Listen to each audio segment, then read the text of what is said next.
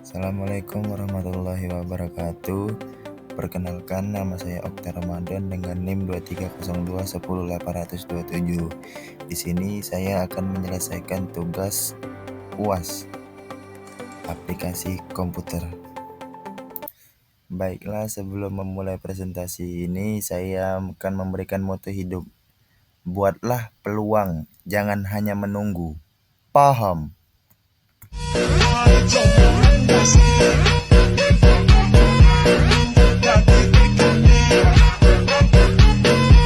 Langsung saja masuk ke materi kita ini.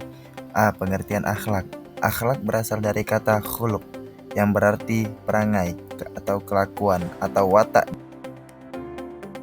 Secara bahasa, akhlak berarti budi pekerti atau kelakuan. Dalam istilah, akhlak adalah sifat kejiwaan yang mendorong seseorang untuk melakukan perbuatan secara spontan tanpa perlu pertimbangan panjang, sehingga perilaku baik muncul secara alami dari dalam diri. Akhlak mencerminkan karakter dan moralitas seseorang yang terbentuk dari dorongan hati dan jiwa, sehingga perilaku yang muncul adalah cerminan dari keadaan batin seseorang.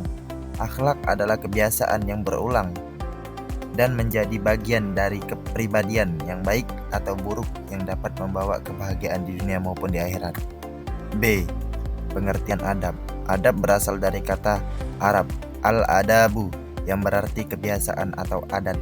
Dalam Kamus Besar Bahasa Indonesia, adab diartikan sebagai kehalusan, kebaikan budi pekerti, kesopanan, dan akhlak. Secara istilah, adab adalah keseluruhan sikap dan perilaku yang berlandaskan aturan agama atau norma sosial, mengatur tata krama dan sopan santun dalam pergaulan manusia. Adab ini merupakan suatu ekspresi lahiriah dari watak atau akhlak yang dimiliki seseorang, berupa tata krama dan etika yang sesuai dengan norma masyarakat dan agama.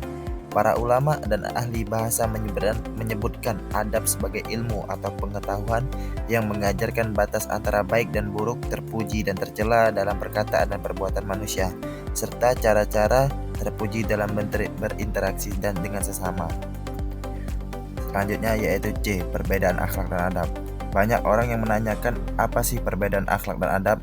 Akhlak berasal dari dalam jiwa atau hati seseorang, dilakukan secara sukarela dan spontan karena dorongan batin.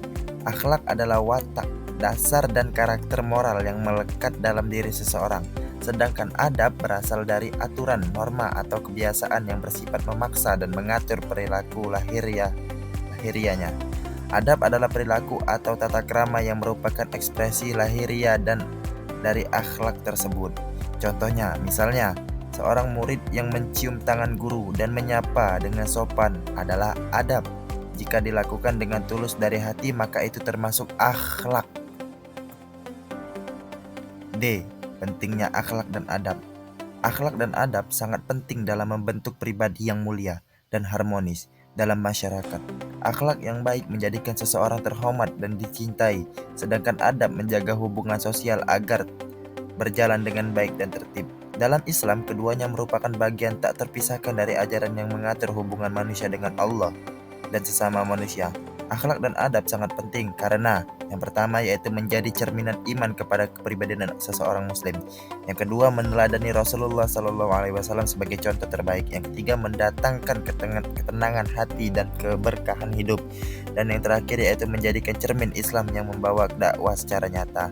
Memiliki akhlak dan adab yang baik adalah kewajiban setiap muslim untuk menciptakan kehidupan pribadi dan sosial yang lebih baik serta mendapatkan ridha Allah Subhanahu wa taala.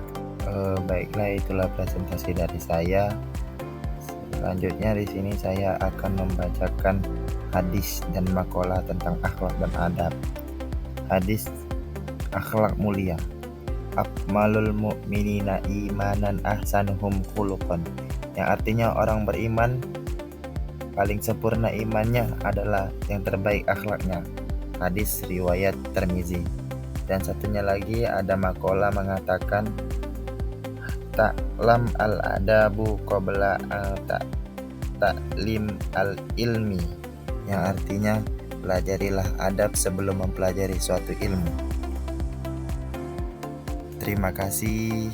Itulah presentasi dari kami. Jika ada yang kurang jelas maka ditanyakan kembali. tapi jangan minta kepastian karena kami di sini presentasi bukan mengisi hatimu yang sunyi. Ini nah.